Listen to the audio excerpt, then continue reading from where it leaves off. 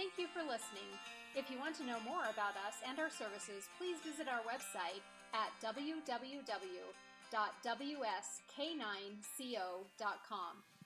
Today we're going to talk about trainers and the different trainers that are out there and finding the right trainer for you and what all the, the titles mean and how you should, I guess maybe the questions to ask and what's right for you and your dog is what we're going to talk about today. And so probably one of the biggest questions, there's two big things that people always ask us as trainers is, are we an e-collar trainer or are we going to train with positive reinforcement? And so I want to talk a little bit about that, but first I want to talk about how do you find the right trainer for you and your dog and what does that really mean?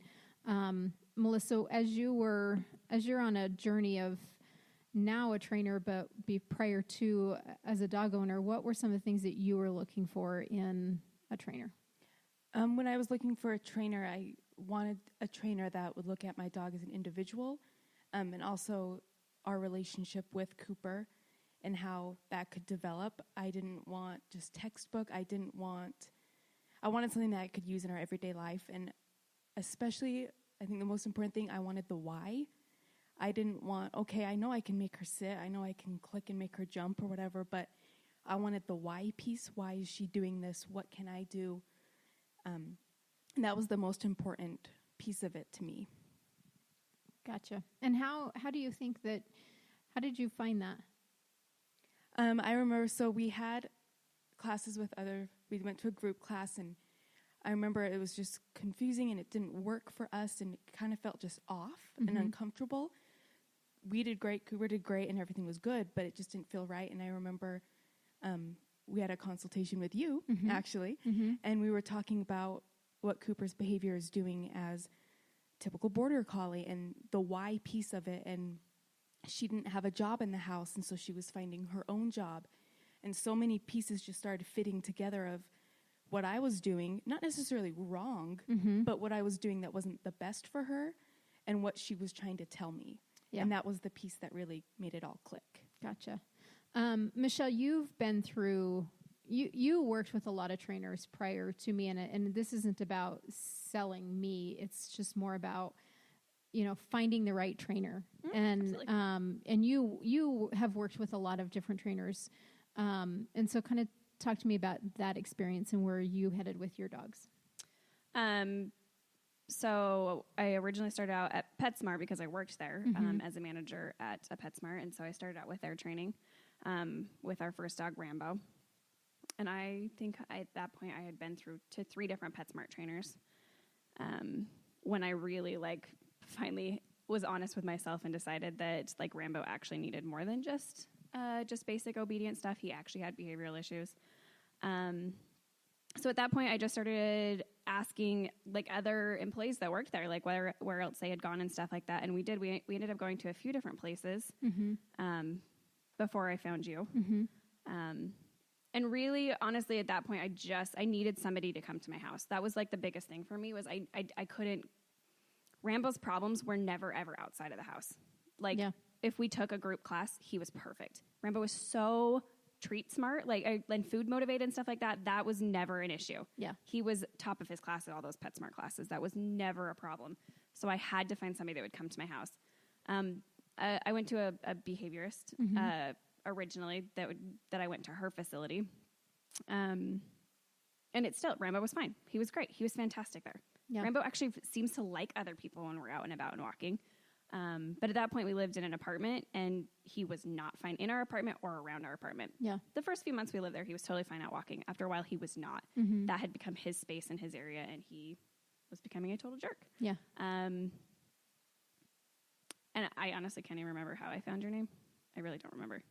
It was a referral from somebody. Maybe. Yeah. But I just remember that, that was the biggest reason why we contacted you, is because I needed somebody to come to my house. I do custom training that way that was actually going to be real to life for him. Yeah. Yeah. Cool. Shannon, what's been your experience over your different dogs as far as training and your thought process on that. So I am super different, I guess, from the rest of you guys because I lived with my aunt who got a doggy Clooney. It was probably really close to like 2002, which was before the idea of like celebrity dog training and stuff like that. And he was a really challenging dog because, in my opinion, he was like a really working kind of farmish kind of dog that needed to have multiple jobs. He was a Wheaten Terrier, and they do multiple jobs. And so I didn't know how to handle that because I'd never had a dog like that before. And since I didn't know about like that dog trainer was a person that would come to your house and help you, I went to the library and I read every book there was on every kind of dog training because nothing would work for him, kind of, you know, because he was very complex and he wasn't really food motivated. So everything out in the world that's like, just give your dog food and they'll do whatever. And that was not him.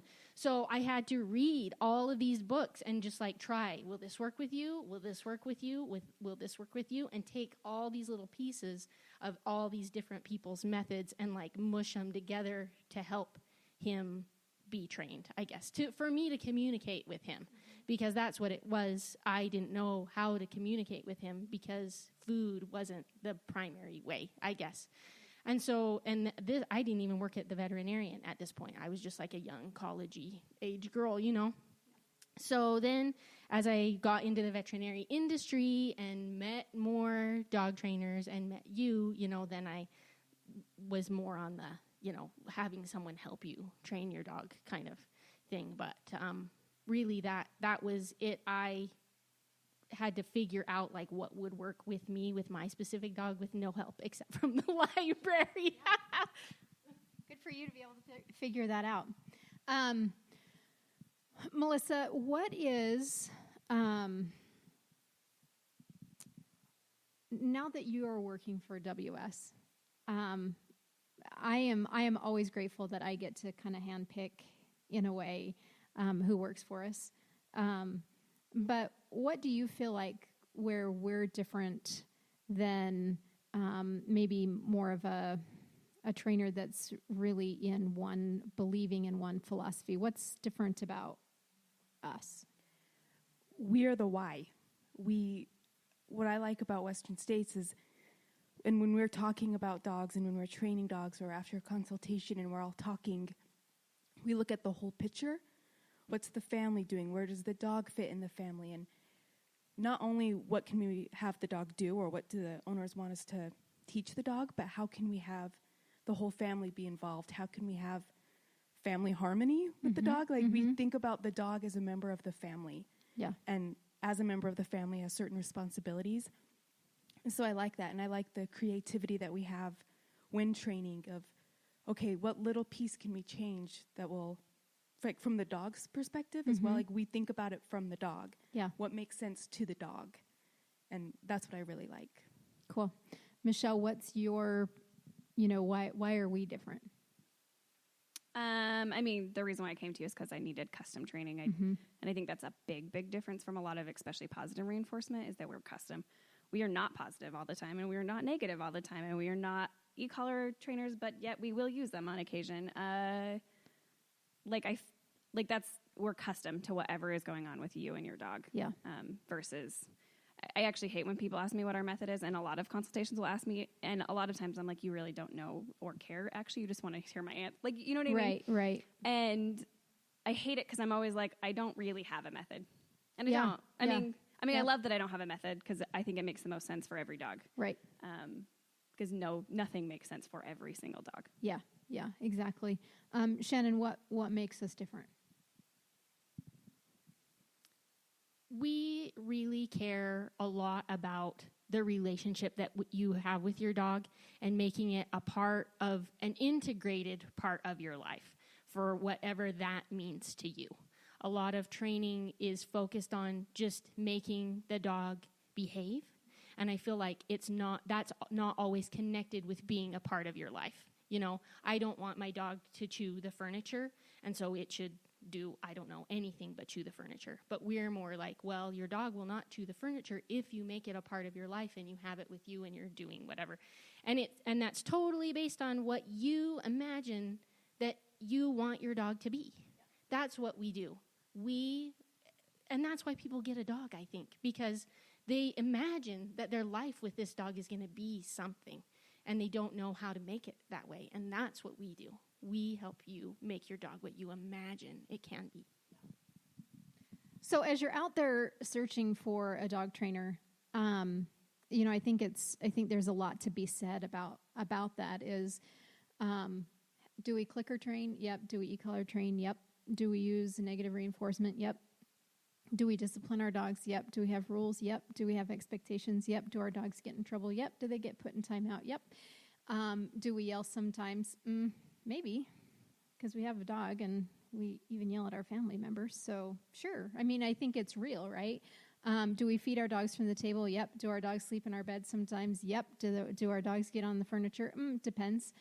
So I think that as you're looking for a dog trainer, finding the dog trainer that fits, not because society says that we cannot discipline our dogs, because that is not how we live as a society. We firmly believe that if there is somebody that is doing harm, that there should be consequences. There is nobody that says, well, it's okay if somebody breaks into your car. Nobody says, go ahead and run the red light. We'll watch out for you. That's not how society is. That's not how we live. But somewhere along the lines, we should not discipline our dogs. And we just don't believe that. We believe that there is discipline, and you have to stop at the red light, and you don't break into people's cars. And there will be consequences for, biting. There will be consequences for jumping. And so is positive reinforcement a great form of training? It is. I have been in many homes, you guys have been in homes that they have come out of a positive reinforcement trainer and the dog has a great foundation. The owners just don't know what to do with it. Is e-collar a great way of training? Absolutely. Is it our core form of training? No. But is there anything wrong with it? No. Is it, the experience that I get from e-collar trainers is that people want to eventually not have to use the collar, and they don't know how to transition off of the collar. They don't know how to transition off of the treats. And so, Melissa, talk a little bit about the things that you gained from the positive reinforcement class that you took with Cooper. Kind of what I learned is just the timing of when to give that positive reinforcement and what that means to the dog. What I took is kind of the timing of when you give that is what they remember. Mm-hmm. And that's the big piece. Honestly, that's kind of all I took from it. Mm-hmm. A lot of it was and that's just one thing I had a problem with was there would be so much positivity that, that's not the right way of saying it, but right. There was so much that there was not a time when Cooper ever saw a difference. Mm-hmm. So there was never this is what I want you to do, reward for that. There was just so much that she never, she kind of got sick of it. Yeah. And she got really, she stopped really, not caring, but she stopped being as in tune. I don't know if that makes any sense, but she kind of got zoned out. She got treated out. And I don't think she ever fully got, she got the motions. Okay, yeah, I should sit. Yeah, I should stand. Yeah, they want me to lay down. Mm-hmm. But it was, there was no foundation, really. Yeah. But she got it. The treats helped her know this is a good thing, but she didn't know why. Right. Michelle, what, you've had to do some e-collar training with your dogs. What's been the benefit that you have found with e-collar training? Something I love about e-collar training is it happens fast. Mm-hmm. If you have to have something happen, it's going to happen quick. Yeah. And it's solid. With positive reinforcement, with treat training, it's not always guaranteed that they're going to do it, especially if you don't have food. Right. I have found with e-collar training, it sticks. That being said, it's something I very rarely use. I mean, it's really not. I'm trying to actually think if I've actually ever used. I've used bark collars on Murphy, but I don't know if I've ever actually used it like an e-collar on him. I don't think I have. But I would, like, if I needed it to happen. I actually have a client right now that their dogs run into the road and they don't have a fence, and so we had to use it because those dogs can't run it, and they live on a busy street, and that is unsafe for them and unsafe for those cars and people that are walking across the street and stuff like that. So, like, that was something that had to happen, and it could not take time. Yeah. Like, it could not. Yep. And so you've done some e-collar stuff with Prudence being deaf. Oh, of course. Duh. I didn't think about that. Yeah. Yes, I have. I could talk a lot about that, too. And that has been a lifesaver for Prudence because being deaf, she can't hear us. And she's always been a very, very, like, easy, positive training dog. To like, she is, like, the perfect dog for positive reinforcement because she's extremely sensitive. So overcorrecting her is actually, like, it, like, hurts her. Yeah. Not physically, but, like, she will shut down. Mentally, she's like, mentally, she cannot take a whole lot of discipline, and she loves food. So Prudence is like poster board for positive reinforcement. Yeah. But going deaf, like, it's a safety issue now. We do go camping, and she will take off and stuff. So we need to be able to call her back and let her know where we are, and to communicate with her that way. Yeah, yeah. Shannon, talk about the discipline and I hate to call it science-based training or negative reinforcement and all of that, but talk about the training and the discipline that you went through with Louie. Louie needs a lot of discipline style training because you can't positive reinforcement train a dog not to bite you when you're taking stuff away from them. They cannot make the connection. And it's not mean, and it's not cruelty, and it's not like a physical punishment. It's just negative. Like, I don't even know how to explain it. Talking about it. I just want to jump in. He's being negative, so you're just being negative back. Yeah. Like, it's not, you're not being negative. Negative is a terrible word to use for this. I hate it. Because it's not. Like, he's yelling at you. He's being a jerk to you. You're just dishing it back. Yeah. Yeah, so, I mean, we do a lot with Louie. And he is, it's not, negative reinforcement is not hurting your dog. It doesn't hurt their feelings. It doesn't break their spirit. And they get over it. They just once they submit, I guess is the word that you want to say, then they just get up, shake it off, and they're totally back to normal. Sit on your lap, give you a kiss, go for a ride, sleep in your bed. It doesn't hurt their feelings, It's, I understand that was naughty. I'm over it. Then you just go about your life. So I think that we just, in the English language, I guess we just don't have another word for it than negative. And because we have connotations in our mind that negative is bad, negative hurts your feelings, and negative destroys your relationship, like, that's just not true in the native discipline dog training arena. And just because we don't have words to explain it, it doesn't mean that it's not that way, I guess. And for Louie, he's a lovely dog most of the time, but he just does have moments where he's naughty, and when he's naughty, you just have to say, no, you're not going to be naughty. And I mean, if you look at it like a parent, and your mom, is like, yells your full name at you, blah, blah, blah, blah, on the porch or whatever, and you're like, no, that's negative, and it doesn't destroy your relationship with your mom, it's hard to explain because there's so much emotional baggage that goes with it, because humans are emotional people, and the dog doesn't have the emotions the same way.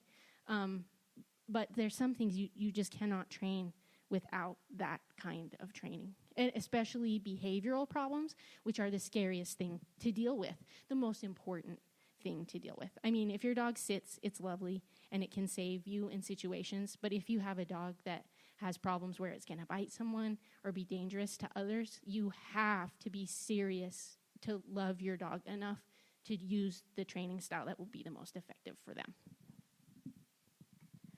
So I think that trainers, I really feel like trainers overall have good intentions no matter what their belief is and what their philosophies are. And I think that, one person can go through all the different disciplines of training that's out there and get something different from it from each. And I think that based on what your belief is, what your lifestyle is, what your journey is, what you envision your dog to be, is the trainer that you should hire. But I think that you should understand why they train the way that they do. And I think you have to understand the time that it takes to, if you're positive reinforcement training, the time for something to stick, repetition, to have a dog that would be so obedient and ready to head into, a competition or even just being off leash, you're at least 2 years to get that repetition, because it's just the way they are. And if you want to take that journey for 2 years and you can stay consistent with the way that they're teaching and the treating and the clickers and all of that, kudos to you. And I think it's great and you'll have a great foundation.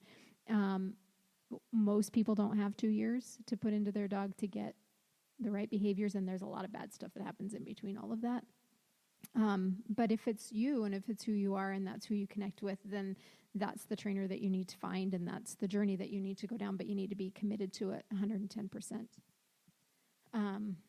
Melissa? I had a consultation last week, and the lady asked me a very interesting question. She said, as a trainer, what is your goal? What is your goal with my dog? Mm-hmm. And I really loved that question, that she asked me that it wasn't, what's your training style? What are you going to do for me? But what is your goal? And I've been thinking about it a lot since she asked, and I think that's something that everybody should ask. Yeah, that's a trainer. A great question. What is your goal? And if their goal aligns with your goal, mm-hmm. then that could be a good match. Sure. Yeah, that's a great question. Yeah, I thought it was wonderful. Yeah. I want to know what your answer was, and I want to answer it too. And Okay. I want yours too. So for this dog, I just said my goal is to have her be a member of your family and for everybody to have welcome and everyone to have a job and everyone to kind of get each other.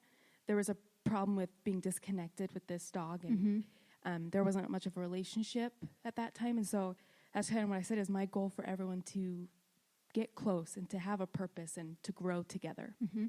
Cool. Michelle? So my goal for everybody is for me to be able to create the connection I have with Murphy with every dog and their person.